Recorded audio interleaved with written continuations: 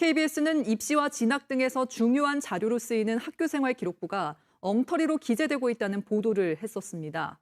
강원도교육청이 이 같은 엉터리 기록을 막겠다고 대책을 내놨지만 허술한 부분이 많아 실효성 논란이 커지고 있습니다.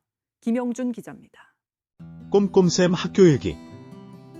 학기 말이 다가오면서 어김없이 생기부 시즌이 찾아왔습니다. 모두들 잘 버티고 계신가요? 저는 오늘도 교무실 구석에서 생기부와 씨름하고 있습니다. 교과평가의 창체 누가 기록, 그리고 행동특성 종합 의견까지. 쓰면서 드는 생각은 딱 하나입니다. 이게 과연 필요한 걸까? 솔직히 고백하건대 이 작업이 왜 이렇게 고통스러운지 모르겠습니다. 매번 글자 하나하나에 머리를 싸매며 소설을 쓰는 것 같아요. 생기부를 쓰다 보면 참으로 이상한 규정과 불합리함이 눈에 들어옵니다. 몇 가지를 정리해보자면 다음과 같습니다. 어느 날 동료 선생님께서 들려준 이야기입니다. cm, 센티미터 같은 영어 단위를 쓰면 안 된다더라 돼요 경어라서. 웃어야 할지 울어야 할지 모르겠더군요. 더 황당한 건 교육부에서는 이런 지침을 내린 적이 없다고 합니다. 도대체 교육청은 왜 이런 창작 활동을 하는 걸까요? 초등과 중등의 교육 방식은 전혀 다릅니다.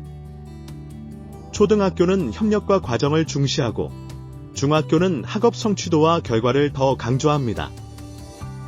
그런데도 두 학교가 똑같은 지침을 따라야 한다고요. 아이들의 특성과 교육 목표가 이렇게 다른데 이를 전혀 반영하지 않는 생기부 지침이라니 믿기지가 않습니다. 초등학교에서는 학생 개개인의 성격과 성취를 서술적으로 평가해야 합니다.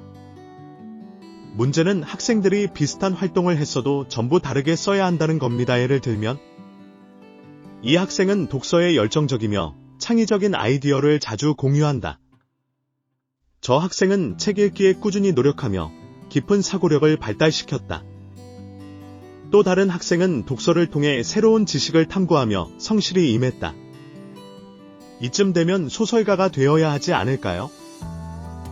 행동발달 상황 기록을 쓸 때 비판적인 내용을 넣고 싶어도 반드시 긍정적인 발전 방향을 함께 적으라고 합니다. 예를 들어 수업 중 집중력이 부족할 때가 많다라는 표현을 수업 중 종종 산만한 모습을 보이나 이를 개선하기 위해 노력 중이다로 바꿔야 한답니다. 솔직히 학교는 배우는 곳이지 무조건 칭찬만 해주는 곳은 아니지 않나요? 생기부에 기록해야 할 항목이 너무 많다 보니 결국 내용이 피상적이 되고 교사들도 점점 형식적으로 쓸 수밖에 없습니다. 이 많은 항목 중에서 정말 중요한 것만 남기면 훨씬 효율적이고 의미 있는 생기부가 될 텐데 왜 이렇게 비효율적으로 만들었는지 의문입니다. 학교 스포츠 클럽과 관련해서도 코미디 같은 상황이 있습니다. 학생들이 1인당 한 가지 스포츠를 반드시 해야 한다는 규정이 있지만 정작 이를 위한 필수 시간이 없습니다. 어떤 학교에서는 또 자율이라면서도 학교장이 몇 시간 이상 해야 한다고 강요하기도 합니다. 규정은 자율성을 강조하지만 현실은 정반대.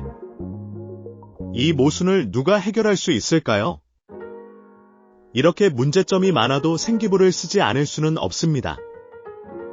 단지 교사가 제대로 된 평가를 할 수 있는 환경이 절실히 필요합니다. 생기부는 학생들의 성장을 기록하는 중요한 문서입니다. 하지만 지금 같은 시스템으로는 의미 있는 평가가 어렵습니다. 제대로 작성할 수 있도록 현실적인 지침을 만들어주세요. 생기부 시즌에 고군분투 중인 모든 선생님들, 여러분의 노력을 응원합니다. 오늘도 교무실에서 들려오는 키보드 소리가 우리의 깊은 고뇌를 확인시켜주네요. 오늘 하루 고생했어요. 고감 꼼꼼쌤이었습니다. 구독과 좋아요 뿅뿅 눌러주세요.